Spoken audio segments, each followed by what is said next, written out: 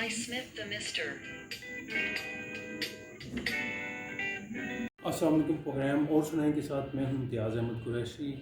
آج ہم آپ کی ملاقات کروا رہے ہیں خاور اجاز صاحب سے. خاور اجاز صاحب کا حوالہ جو ہے وہ شاعری ہے اور یہ نقاد بھی ہے. ادبی ثقافتی حلقوں میں ان کا جو نام ہے ایک معتبر نام ہے شاعری کے حوالے سے.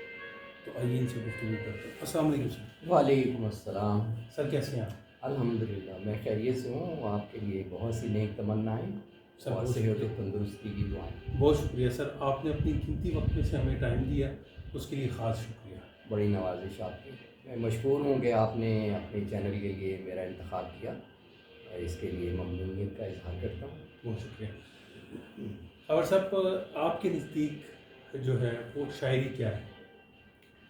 دیکھیں, شاعری ایک ادب کا ایک حصہ ہے اور ادب ایک ایسا پلیٹ فارم ہے جو آپ کو شائستگی, تحمل اور توازن فراہم کرتا ہے. اور شاعری میں آپ انہی جذبات اور احساسات کا اظہار کرتے ہیں جو اس ڈیفینیشن میں پوری اترتی ہیں اور جو آپ کی جذبات کو دوسروں کے ساتھ شیئر کر سکتے ہیں تاکہ وہ بھی اپریشیٹ کر سکیں اور ہم جو ہے معاشرے میں جو مل جل کے سوچتے ہیں اس سوچ کو زیادہ سے زیادہ ہم پھیلا سکیں اچھی اور مثبت طریقوں کو. خاور صاحب, پہلا شعر کب کہا اور اس میدان میں کیسے آئے؟ جی, یہ بڑا دلچسپ سوال ہے آپ کا. دراصل میری جو لکھنے لکھانے کی ابتدا ہے یہ تو اسکول کے زمانے سے شروع ہوتی ہے. وہ یوں ہے کہ ہمارے ایک اردو کے استاد ہوتے تھے. مشن اسکول میں میں نے تعلیم حاصل کی. ماسٹر یوسف, ابھی بھی مجھے ان کا نام یاد ہے اور میں بڑے احترام سے ان کو یاد کرتا ہوں. اب دیکھیں کہ پرانے لوگوں کو جو تربیت کا انداز ہوتا تھا اس کی ایک جھلک میں آپ کو ان کے پڑھانے کے اور تربیت دینے کے طریقے سے میں آپ کو بتاتا ہوں. تو اسکول میں بزم ادب ہوا کرتی تھی, اس میں صبح دعا بھی ہوا کرتی تھی اور بین الکلیاتی یا بین المدارس کے وہ مباحثے اور شعر و شاعری بھی ہوا کرتی تھی. تو ظاہر ہے کہ یہ سلسلے تو ہم سے پہلے بھی چل رہے تھے اور بعد میں بھی چلتے ہیں, آج کل بھی چل رہے ہیں یہ. تو اس میں انہوں نے, جب میں چھٹی جماعت میں پہنچا مشن اسکول میں, تو انہوں نے میرے ساتھ دو ایک لڑکوں کا اور بھی انتخاب کیا اور انہیں یہ تربیت انہوں نے دینا شروع کی کہ آپ تقریر کا فن سیکھیں. اچھا. اس کی ابتدا انہوں نے یوں کی کہ شروع میں تو وہ ہمیں لکھ کے دے دیتے تھے کہ بیٹا بس یہ آپ نے پڑھ دینی ہے, یاد کر لو. تو ہم رٹا لگا لیتے تھے اور یاد کر لیتے تھے اور وہ اسکول کی بزم ادب میں یا صبح کی دعا میں وہ پڑھ دیتے تھے. لیکن پھر انہوں نے گریجولی نا ہمیں وہ خاکہ سا ایک دینا شروع کر دیا کہ بھئی یہ موضوع ہے اور یہ میں نے چند فقرے لکھے ہیں, اب آپ اس پہ ایک مضمون قسم کا بنا کے لے آئیں. تو پھر ہم نے وہ اس طرح سے ان کے دیے ہوئے لفظوں کے درمیان میں اپنی باتیں کہنا شروع کی جن کی وہ تھوڑی بہت اصلاح کر دیا کرتے تھے اور یوں پھر وہ تقریری نظام جو ہے وہ ہمارے چلنے شروع ہو گئے. تا وقت کہ وہ پھر ہمیں عادت ہو گئی. پھر انہوں نے کتاب کے پیچھے لگا دیا کہ بیٹا یہ موضوع ہے اور یہ کتابیں ہیں, ان سے آپ کو مدد مل جائے گی.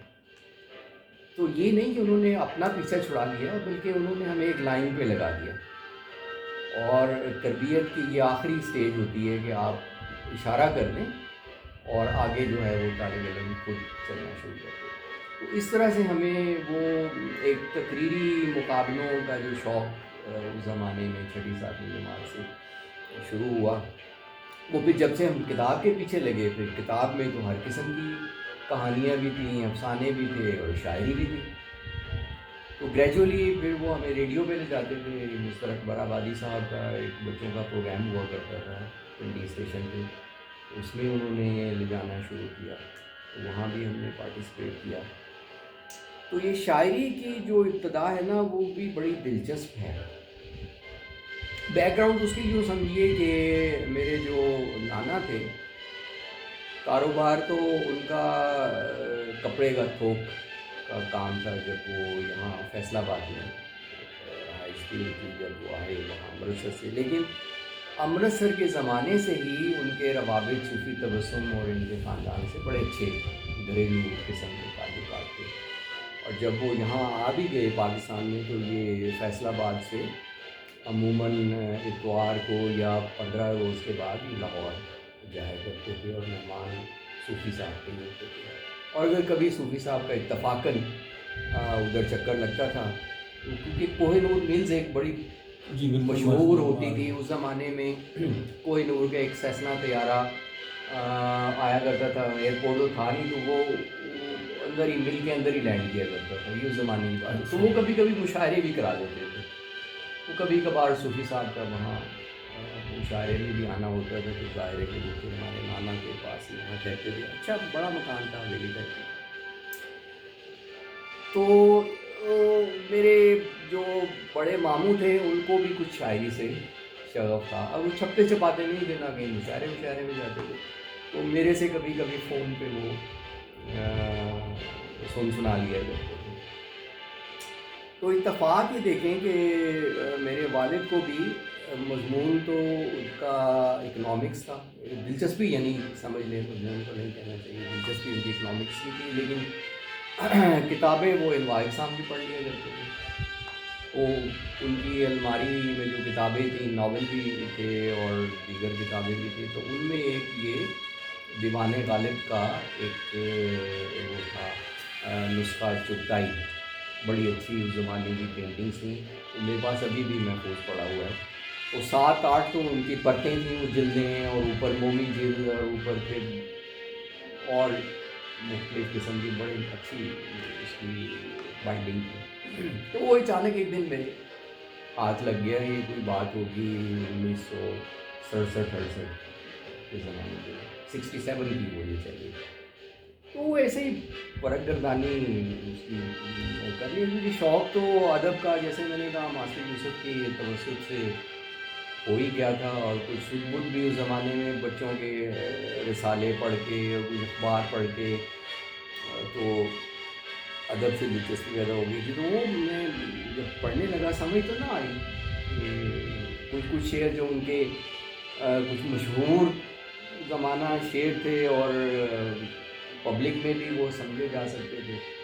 تو میں نے یہ سوچا کہ دیکھیں، حالانکہ بڑی عجیب سی بات تھی، لیکن یہ سوچ ایک ذہن میں آئی کہ دیکھیں غالب نے بھی تو کسی نے پہلا شعر کہا ہوگا. کوئی ایک دم سے دیوان کو انہوں نے تحریر نہیں کر دیا ہوگا. تو یار تم بھی کہہ سکتے ہو نا. اچھا یہ خیال آیا ذہن میں کہ بھئی جیسے انہوں نے کوئی سے ابتدا کی ہوگی تو آپ بھی کرو، کہیں سے شروع کرو. بس یہ خیال آیا تو میں نے ان کی وہ ہاں تو انہی کے ایک زمین میں ایک چھوٹے موٹے وہ حروف جوڑے. تو بس یہاں سے پھر گریجولی جو ہے نا وہ ابتدا ہوئی. بعد میں پھر 68 پہ تو یعنی باقاعدگی سے یہ جو بچوں کا صفحہ تھا مشترک پر آبادی کا جنگ میں، اس میں 68 سے میری نظریں چھپا کر دی. 68 سے تو وہ باقاعدہ میں نے چھپنا، یعنی آپ بطور شاعر جو ہے آپ چھپنا شروع ہو گئے؟ ہاں چھپنا شروع ہو گئے تھے. تو پہلا شعر یاد ہے آپ کو؟ نہیں، شعر تو مجھے ابھی بھی اپنے یاد نہیں ہوتے. اور اتفاقاً کہیں کبھی کسی کا کوئی شعر یاد آ جائے تو یہ عجیب اتفاق ہے. اور بعض اوقات کافی شرمندگی بھی ہوتی ہے کہ جہاں میرے پاس کچھ بیاض نہ ہو اور کوئی ایسی فرمائش آ جائے تو مجھے کچھ یاد نہیں ہوتا. تو یاد مجھے نہیں رہتا بالکل. لیکن اتنا خیال ہے کہ وہ غالب کی زمین تھی جس میں میں نے کوئی ابتداً جو اشعار کہے تھے. پھر غالب کی کچھ اور زمینوں میں بھی کوشش کی تھی. تو اس طرح سے پھر آہستہ آہستہ جو ہے وہ پنڈی میں ایک اخبار ہوا کرتا تھا تعمیر. تو تعمیر کی خوبی یہ تھی کہ آج کل تو آپ دیکھیں کہ کبھی جو ادبی ایڈیشن ہیں اخباروں کے، کبھی آتے ہیں اور کبھی مہینوں نہیں آتے ہیں، اور کبھی آتے ہیں تو آدھے صفحے پہ، کبھی ایسے ہی چوتھائی صفحے پہ غزل لگا دی، مضمون لگا دیا. تو تعمیر کی خصوصیت یہ تھی کہ 2 پیج اس کے باقاعدہ سے، کوئی ایک دن تو مجھے یاد نہیں ہے، لیکن جس دن ان کا ادبی ایڈیشن ہوتا تھا 2 پیج صفحے 2 پورے. اور اس زمانے میں یہ اخبار کا سائز بھی 8 کالم کا بڑا ہوتا تھا. اب تو وہ چھوٹے چھوٹے سے کالم رہ گئے ان کے. تو 2 صفحے کی وہ ادھر غزلیں نظمیں جتنی بھی آتی ہیں، مضامین اور کسی طرح افسانے. تو یہ زمانہ تھا جب الطاف پروازی صاحب اور افضل منہاس اس کو ایڈٹ کیا کرتے تھے. تو اس زمانے میں پھر ہم نے خاصی غزلیں وہاں ہماری چھپیں. اور بس پھر چل وہ تو ایک لائن پہ مل گئی تھی، تو اس پہ گاڑی چل پڑی تھی. تو میری جو پہلی کتاب ہے اس پہ میری بڑی خواہش تھی کہ صوفی صاحب کا کوئی فلیپ کچھ وہ آ گیا. میں نے اپنے نانا کو بھیجا بھی تھا سب سے. تو انہوں نے کہا کہ نہیں بیٹا، ابھی آپ کو محنت کی ضرورت، جیسے بزرگ کہا کرتے ہیں کہ ابھی نہیں، ابھی آپ کو. تو وہ پھر وہاں نہ ہوا.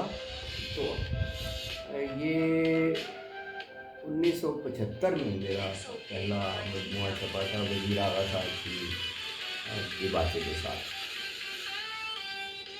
تو اس کے بعد پھر 2-4-5 سالوں کے بعد اتنے وقفے سے مختلف کتابیں آتی ہیں، شاعری کی بھی، اور مختلف اصناف کو استعمال کر کے دیکھا. اس میں ماہیہ ہے، ہائیکو ہے، حمد و نعت ہے، اور کچھ میں نے ہائیکو جاپانی شاعری کی کچھ خود اختراعی کی کوششیں کی ہیں. جیسے بعض اصحاب نے غزل میں اوزان اپنے اختراع کیے ہیں. اس طرح کچھ جاپانی طرز کی میں نے وہ اپنے طور پہ کوشش کی تھی کہ نئی اصناف، کچھ نام بھی رکھے تھے. نہیں تجربہ کیا؟ ہاں، تجربہ تو میں نے غزل میں بھی کیا ہے. اور غزل میں یہ تجربہ کیا ہے کہ وہ 2 مصرے جو ہیں ان میں اوپر والے مصرع اولا میں یا مصرع ثانی میں کوئی رکن کم کر کے اس ترتیب کو باقاعدہ غزل میں رکھا. تو تجربے ہی ہوتے ہیں. لیکن جو کسی بھی ادب پارے کی جو خصوصیت ہوتی ہے نا، تو وہ اس کی اسٹرینتھ ہوتی ہے. تجربہ خالی کوئی معنی نہیں رکھتا.